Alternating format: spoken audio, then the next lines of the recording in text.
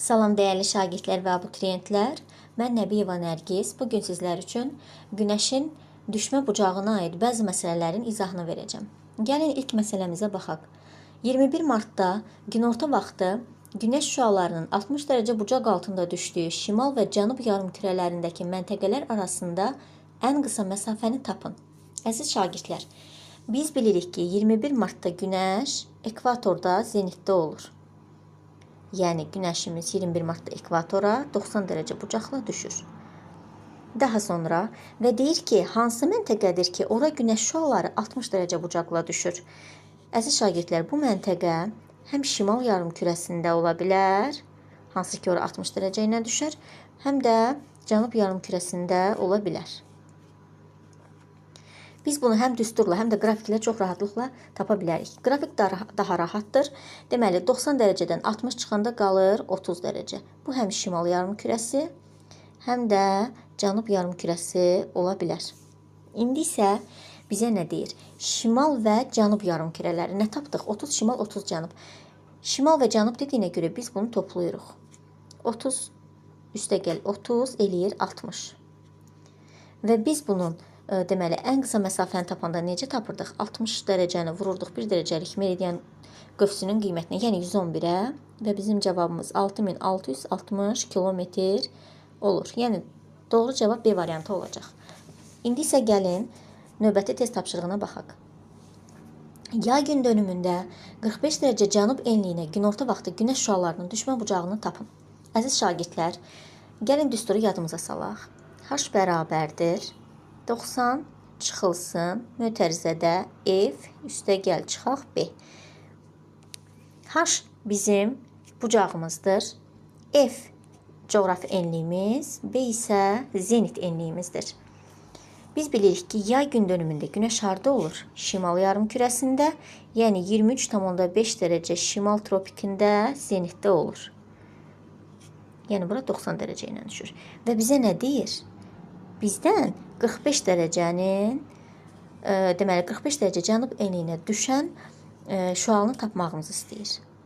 Əziz şagirdlər, əgər verilən məntəqə eyni yarımkürədə olarsa, yəni hər ikisi şimal yarımkürəsində olarsa biz çıxacağıq. Yox, biri şimal, biri cənub olarsa o zaman toplayacağıq. İndi bizə nə verib? Məntəqəmiz cənubdadır, günəşimiz isə şimalda. Deməli, biri şimal, biri cənub olduğuna görə toplayırıq. Çox rahatlıqla, düsturda yerinə qoymaqla tapırıq. 90-dan çıxırıq mötərizədə, deməli, 45, enliyimiz 45-dir və üzərinə gəlirik 23,5-i. Və bucağımızı tapırıq 21,5 dərəcə. Yəni, günəşimiz 45 dərəcə cənub enliyinə 21,5 dərəcə bucaqla düşür. Bu qədər rahat. İndi isə növbəti maraqlı bir test tapşırığına nəzər salaq. 21 mart tarixində Dubay, bilirik ki, Dubay 25 dərəcə şimal enliyində yerləşir və Montevideo, o da 35 dərəcə cənub enliyində yerləşir. Bu şəhərlərə günorta vaxtı cisimlərin kölgəsi müvafiq olaraq hansı istiqamətlərdə düşər? Gəlin, qrafik şəklində çəkək, çox rahatlıqla tapaq. Deməli, bu bizim ekvatorumuzdur. Dubay harda yerləşdi? 25 dərəcə şimalda. Və Montevideoda yerləşir 35 dərəcə cənubda. Günəşimiz hardadır? Ekvatorda. Çünki bizə 21 mart deyir. 21 martda günəş ekvatorda zenitdə olur. 90 dərəcə ilə düşür. Aha, deməli, bura oldu bizim Dubay. Burada Montevideo. Əziz şagirdlər, Dubay şəhəri, Dubay, günəşi harda görür? Özündən cənubda, eləmi? Bəs onun kölgəsi hara düşəcək? Deməli, biz həmişə nə öyrənmişdik ki, əgər günəş cənubdan düşürsə, kölgə onun əksinə, yəni şimalına düşəcək. Əgər günəş şimaldan düşürsə, yenə də onun yəni əksinə, cənubda kölgə görünəcək. Deməli, əgər Dubaya günəş cənubdan düşürsə, kölgə onun şimaldan düşəcək, şimalında olacaq. Daha sonra Montevideonu günəş hardan görür? Şimaldan. Şimaldan düşür elə və deməli, kölgə harda olacaq? Cənub istiqamətində olacaq. İndi isə gəlin müvafiq olaraq yazaq. Deməli, Dubaya kölgə düşəcək şimaldan, Montevideoya isə kölgə düşəcək cənubdan. Deməli, testimizin doğru variantı şimal və cənub olan B variantı olacaq. Əziz abituriyentlər, indi isə gəlin növbəti test tapşırığımıza baxaq. Bakıda günorta vaxtı günəş şüalarının düşmə bucağı 70 dərəcə olduqda hansı coğrafi enliklərdə qütb gecəsi müşahidə olunur? Gəlin düsturumuzu yadımıza salaq. Düsturumuz necə idi? H bərabərdir 90, çıxaq mötərizədə F, üstəgəl çıxaq B.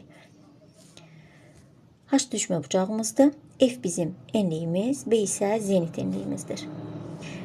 Üstəgəl çıxaq isə o deməkdir ki, əgər məntəqə eyni yarımkürədə olarsa, biz onu çıxırıq. Müxtəlif yarımkürədə olarsa, biz onu toplayırıq. İndi isə gəlin məsələmizi həll edək. Bizə nə deyir? Bakıda günəş şüalarının düşmə bucağı 70 dərəcədir. Dəyərli şagirdlər, əgər Bakı şəhərinə 40 dərəcə şimal enliyinə günəş şüalarının düşmə bucağı 50 dərəcədən çox olursa, deməli məntəqəmiz şimal yarımkürəsindədir. Yox, 50 dərəcədən az olacaqsa, deməli məntəqəmiz cənub yarımkürəsindədir.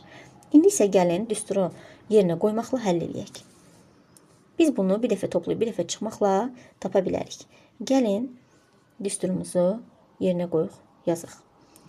Düşmə bucağımızı verib 70 dərəcə, 90 dərəcə çıxaq, mötərizədə yaza bilərik. Bakının enliyi 40 dərəcə. Biz deməli araya çıxaq işarəsini qoyacağıq. Nəyə görə? Çünki dedik axı 50-dən çox olanda düşmə bucağı şimal yarımkürəsindədir. Deməli məntəqəmiz şimal yarımkürəsində olacaq. İndi isə açaq mötərizəmizi. 90 çıxaq 40, üstə gələk B. İndi isə yerinə qoyanda biz B-ni tapırıq ki, məntəqəmiz 20 dərəcə şimal enliyindədir. Tapdıq ki, məntəqə şimal enliyindədir. Əgər məntəqəmiz şimal enliyində olarsa, deməli, şimal yarımkürəsində 90-dan çıxırıq, deməli, 20-ni çıxanda 70 qalır axı. Deməli, 70 dərəcə şimaldan yuxarıda qalan bütün məntəqələrdə qütb gündüzləri olacaq. Əziz abituriyentlər, indi isə gəlin variantlara baxaraq testimizin doğru cavabını tapaq. Biz tapdıq ki, 70 dərəcədən şimalda olan bütün məntəqələrdə qütb gündüzləri, 70 dərəcədən cənubda olan bütün məntəqələrdə isə qütb gecələri olunacaq. Və bizdən qütb gecələrini istəyir. A variantında 70 dərəcə cənub enliyi və 90 dərəcə cənub enliyi verib. Bəli, bu doğrudur. 70 dərəcədən həm cənub yarımkürəsində olduğuna görə, həm də 70 və 90 dərəcə olduğuna görə burada qütb gecələri müşahidə olunacaq. Testimizin doğru cavabı A variantıdır. Lakin gəlin digər variantlara da baxaq. B variantına 70 dərəcə şimal enliyi deyir və 90 dərəcə şimal enliyi. Biz öyrəndik ki, bu ərazilərdə gecə yox, qütb gündüzləri olacaq. C variantında 60 dərəcə cənub enliyi və 90 dərəcə cənub enliyi deyir və bizim tapdığımıza görə 70 dərəcədən yuxarıda olan enliklərdə qütb gecələri olacaq. Burada isə 60 dərəcə verdiyinə görə doğru hesab edilmir. D variantında yenə şimal yarımkürəsi verib, buna görə götürmürük. E variantında 10 dərəcə cənub enliyi, 10 dərəcə şimal enliyi verib. Bu da yanlış variantdır. Deməli, testimizin doğru variantı A variantı olacaq. Əziz abituriyentlər, indi isə gəlin bəzi abituriyentlərin çətinlik çəkdiyi bir məsələyə nəzər salaq. Deməli, cənub yarımkürəsində yerləşən dağın şimal istiqamətə meyilli 14 dərəcədir. 22 dekabrda günorta vaxtı bu yamacda günəş şüalarının düşmə bucağı 77,5 dərəcə olarsa, onun hansı enliklərdə yerləşdiyini müəyyən edin. Əziz şagirdlər, görürsünüz ki, burada bizə meyillik verib. Gəlin bir qaydanı yadımıza salaq. Əgər dağ şimal yarımkürəsindədirsə, dağın cənub yamacı daha çox deməli istilik alacaq. Çünki günəşə tərəf baxır axı. Amma şimal yamacı daha az istilik alacaq. Və yaxud da cənub yarımkürəsində yerləşən bir dağdır. Onun şimal istiqaməti daha çox istilik alacaq, cənub istiqaməti isə daha az istilik alacaq. Biz bu qaydanı bilməklə çox rahatlıqla məsələni həll edə bilərik. Bu məsələdə necə eləyirik? Əvvəlcə normal qaydada deməli düşmə bucağını tapırıq. Düsturumuzu yadımıza salaq. H bərabərdir 90 çıxılsın F plus minus B. Və bizə nə verib? bizə 22 dekabr verib və bu vaxtı bu yamaca günəş şüaları 77,5 dərəcə bucaqla düşür. Biz öyrəndik ki, 50 dərəcədən çoxdursa, deməli günəş və 22 dekabr deyirsə, günəş elə cənub yarımkürəsindədir. Gəlin yerinə qoyaq. 77,5 bərabərdir 90 çıxaq mötərizədə. Hər iki yarımkürə deməli eyni yarımkürə olduğuna görə ortada biz nə işarəsi qoyacaq? Çıxaq 23,5. Çünki niyə 23,5? Çünki 22 dekabrda günəş 23,5 dərəcə deməli cənub tropikində zenitdə olur. Yəni bura 90 dərəcə ilə düşür. Və biz buradan tapdıq ki, bizim enliyimiz 36 dərəcə cənub enliyidir. Tapdıqmı 36 dərəcə cənub enliyi? Əziz şagirdlər. Və burada nə deyir bizə? Cənub yarımkürəsindədir və şimala doğru meyillidir. Günəş hardaydı? 23,5 dərəcə şimal enliyində zenitdə. Yəni şimala meyillidirsə, yəni dağın yamacı şimala baxır. Bu zaman daha çox silik alır. Buna görə də 36 dərəcənin üzərinə gəlirəm. 14 cavab 50 dərəcə alıram. Yəni bu məntəqə 50 dərəcə cənub enliyidir. Bu bizim məsələmizin bu üsulu. İndi isə biz məsələmizi qrafik şəklində də həll edə bilərik. Gəlin bunu da izah edeyim. Deməli, 23,5 dərəcəyə dedik ki, günəş düşür 90 dərəcə. 90. Çünki burada zenitdədir. Və biz tapmalıyıq ki, o hansı məntəqədir ki, ora günəş 77,5 dərəcə düşür. 77,5 dərəcə düşür. Biz deməli bayaq hesabladıq ki, bu 36 dərəcədir. Və günəş hardaydı? Görürsünüz, deyir, şimala istiqaməti 14 dərəcədir. 14 dərəcədir. 14 dərəcə olduğuna görə bayaq biz necə tapmışdıq? 36 dərəcə. Bunun da üzərinə gəlirik. 14-ü eləyir 50. Deməli bizim bu məntəqəmiz 50 dərəcə cənub enliyidir. Çünki günəşə fikir verin, məntəqəyə şimal istiqamətinə, günəşə tərəf meyillidir. Əgər cənuba tərəf meyilli olsaydı, görürsünüz, günəşdən uzaqlaşır. Biz bu zaman çıxardıq. Bu üsulla çox rahatlıqla məsələni həll edə bilərsiniz. İndi isə gəlin növbəti test tapşırığına baxaq. Günəş 5 dərəcə cənub enliyində zenitdə olduqda Bakı şəhərinə günorta vaxtı günəş şüaları hansı bucaqla düşər? Dəyərli şagirdlər, bilirik ki, Bakı harda yerləşir? 40 dərəcə şimal enliyində. Və ekvatorumuzu da çəkək. Günəş hardadır? 5 dərəcə cənub enliyindədir günəşimiz. Yadımıza salaq. Biri şimal, biri cənub olanda nə edirdik? Toplayırdıq. İndi isə düsturda yerinə qoyuruq. 90 çıxılsın. Mötərizədə enliyimiz, Bakının enliyi 40-dır. Şimalda yerləşir, məntəqəmiz isə cənubdadır. Ona görə toplayırıq.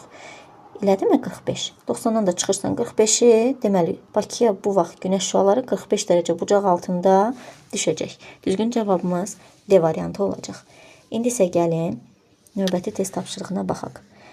Aşağıdakı enliklərdən hansında 21 mart günü günorta vaxtı günəş şüalarının düşmə bucağı ilə axşam qütb ulduzunun görünmə bucağı bir-birinə bərabər olar? Əziz şagirdlər, əvvəlcə onu xatırladım ki, biz öyrənmişik ki, qütb ulduzu yalnız və yalnız şimal yarımkürəsində olur, yəni cənubda olmur. 21 martda günəş harda olur? Ekvatorda olur. İndi isə gəlin məsələmizi həll edək. Deməli, 21 martda hardadır günəş? Ekvatorda zenitdədir. Yəni buradadır günəşimiz. Bura 90 dərəcə ilə düşür 21 martda. Biz bu məsələni deməli, variantlarla getməklə çox rahatlıqla həll edə bilərik.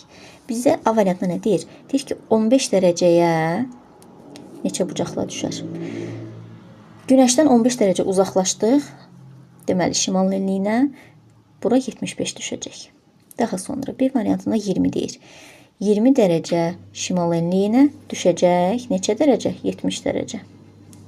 Daha sonra 55 dərəcə şimal enliyinə günəşdən deməli 55 dərəcə uzaqlaşanda bura neçə düşəcək? 35 dərəcə. Daha sonra D variantına baxaq 45 dərəcə. 45 dərəcə. 90-dan 45 çıxanda qalır 45. Və nəhayət 60 dərəcə uzaqlaşanda bura 30 dərəcə bucaqla düşür. Əziz dəyərli şagirdlər, diqqət eləyək. Deməli, hansında günəşin düşmə bucağı ilə qütb ulduzunun görmə bucağı eynidir. Biz öyrəndik ki, qütb ulduzu yalnız şimal yarımkürəsində olur və düşdüyü enliyin dərəcə qiyməti qədər ora düşür. Baxın, 45 dərəcə şimal enliyinə 45 dərəcə bucaqla da düşəcək. Axı dedik, düşdüyü enliyin dərəcə qiyməti qədər düşür. Deməli, 45 dərəcə şimal enliyinə qütb ulduzu 45 dərəcə bucaqla düşəcək. Deməli, testimizin doğru cavabı D variantı olacaq. İndi isə gəlin, növbəti test tapşırığına baxaq. Günəş 10 dərəcə cənub enliyində zenitdə olduqda 70 dərəcə bucaq altında hansı enliklərə düşər? Əziz şagirdlər, yenə də düsturumuzdan istifadə edərək həll eləyirik. H bərabərdir 90 çıxaq F üstəgəl çıxaq B düsturu. Və deməli, hansı enliklər dediyinə görə və deməli 70 dərəcə bucaq altında düşdüyü enliklərə dediyinə görə biz həm şimalı tapacağıq, həm cənubu tapacağıq. Yəni bir dəfə çıxacağıq, bir dəfə toplayacağıq. İndi isə gəlin yerinə qoyaq. Deməli, 70 düşmə bucağıdır. Üstəgəl, deməli bərabərdir 90 çıxaq mötərizədə bizim zenitdə olduğu enliyi verib. Biz F üstəgələk 10 yazacağıq. Üstəgələyi niyə yazırdıq? Fərqli yarımkürədə olanda. İndi bunu hesablayaq.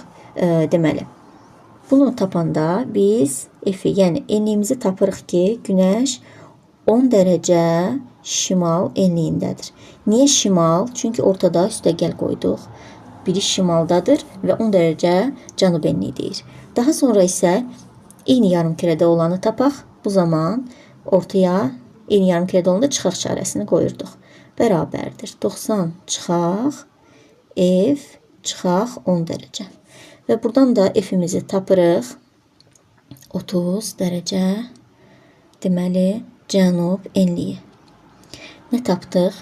Məntəqəmizin biri 10 dərəcə şimal enliyində, biri isə 30 dərəcə cənub enliyində yerləşir.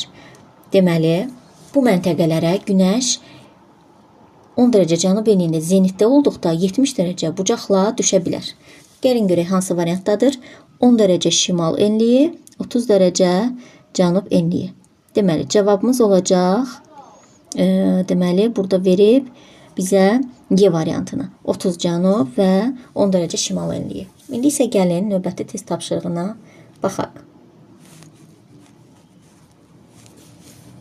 23 sentyabrda günorta vaxtı günəş şüalarının 60 dərəcə bucaq altında düşdüyü məntəqədən ekvatora qədər olan məsafə nə qədərdir? Dəyərli şagirdlər, gəlin yadımıza salaq. 23 sentyabrda günəş harda olur? Ekvatorda. Günəşimiz buradadır. Yəni, bura 90 dərəcə ilə düşür. Və deyir ki, bura 60 dərəcə, 90 dərəcə ilə düşən vaxt 60 dərəcə bucaqla hara düşə bilər? Gəlin bunu tapaq. Bu həm şimal ola bilər, həm cənub ola bilər. 90-dan çıxanda 60-ı eləyir 30 dərəcə enlik. Dərəcəmiz enlikdir. Və bu cənubda da yerləşə bilər. Bu şimalda da yerləşə bilər. Deməli, bizdən nə istəyir?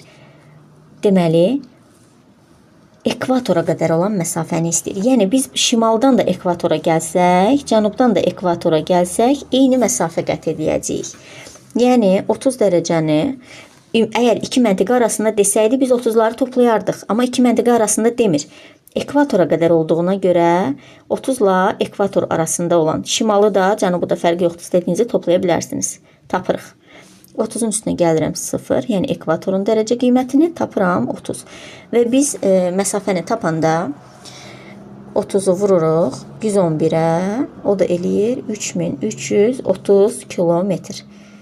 Deməli, cavabımız oldu C bəndi 3330 kilometr. Əziz abituriyentlər, indi isə gəlin qrafiklə verilən məsələni həll edək. Məsələdə deyilir ki, yerə bastırılmış şaquli dirəklərin günorta vaxtı kölgə uzunluqlarının il ərzində dəyişilmə qrafiklərindən hansının Bakı şəhərinə aid etmək olar? Əziz şagirdlər, biz bilirik ki, Bakı şəhərində heç vaxt kölgə sıfıra bərabər olmur. Çünki Bakı şəhərində 90 dərəcə bucaqla düşmür. Və biz onu da bilirik ki, şaquli dirəyin kölgəsinin uzunluğu və ona düşən günəş şüası tərs mütənasibdir. Yəni ki, cismə günəş şüaları nə qədər çox düşərsə, kölgə bir o qədər az olur və yaxud da əksinə. Günəş şüası deməli nə qədər az düşərsə, kölgə də bir o qədər çox olacaq. Bakıya da günəşin maksimum düşmə bucağı 73,5-dir və bu zaman kölgə qısa olacaq. İndi isə gəlin variantlara baxaq. A variantına fikir verirsiniz. 22 iyunda göstərib, deməli 22 iyunda günəş harda olur? 23.5 deməli şimal enliyində. Yəni Bakıda bu vaxt Bakıya 90 dərəcə bucaqla düşmür. Yəni bu variant ümumiyyətlə səhvdir. Kölgə sıfıra bərabərdir və bu Bakıya aid deyil. Eyni şəkildə biz bunu B variantında da görə bilərik. B variantında görürsünüz 22 dekabrda deməli kölgə sıfıra bərabərdir. Bu da Bakıya aid deyil. Və Y variantına da fikir verirsiniz. Burada da 21 mart və 22 dekabrı göstərib. Bu vaxt deməli günəş 90 dərəcə ilə düşür və kölgə sıfır olur və bu Bakıya aid deyil. Bizə C və D bəndi qalır. İndi isə gəlin baxaq. C bəndində fikir verirsinizsə 22 iyunda günəş Bakıya maksimum dedik düşür də, şimal yarımkürəsində olanda 23.5 deməli dərəcə şimal enliyində olanda Bakıya 73.5 dərəcə bucaqla düşür. Deməli, yüksək bucaqla düşəndə kölgə minimum olmalıdır. Lakin burada fikir verirsiniz, kölgəni maksimum verib. Ona görə biz bunu götürə bilmərik. Bunu götürə bilərik, amma nə zaman? Əgər 40 dərəcə şimal enliyi yox, 40 dərəcə cənub enliyini versəydi, bəli, biz bunu götürə bilərdik. Lakin bizdən Bakını soruşur. Bakı da şimalda yerləşir. Ona görə bu variant da səhvdir. D variantında isə fikir verin, deməli, burada baxırsınız, deməli, 22 dekabrda günəş şüaları minimum düşür. Lakin kölgəyə fikir verin, maksimum kölgəni verib. Yəni, deməli, 22 dekabrda günəş şüaları minimum düşdüyü vaxt, yəni günəş cənub yarımkürəsində düşdüyü vaxt, Bakıda kölgə maksimuma bərabər olacaq. Axı biz demişdik, kölgə ilə günəşin düşmə bucağı tərs mütənasibdir. Deməli, testimizin doğru cavabı D variantı olacaq. Əziz və dəyərli şagirdlər, ümid edirəm ki, imtahan ərəfəsində hər birinizə yararlı olar bu izahlar. Təşəkkür edirəm.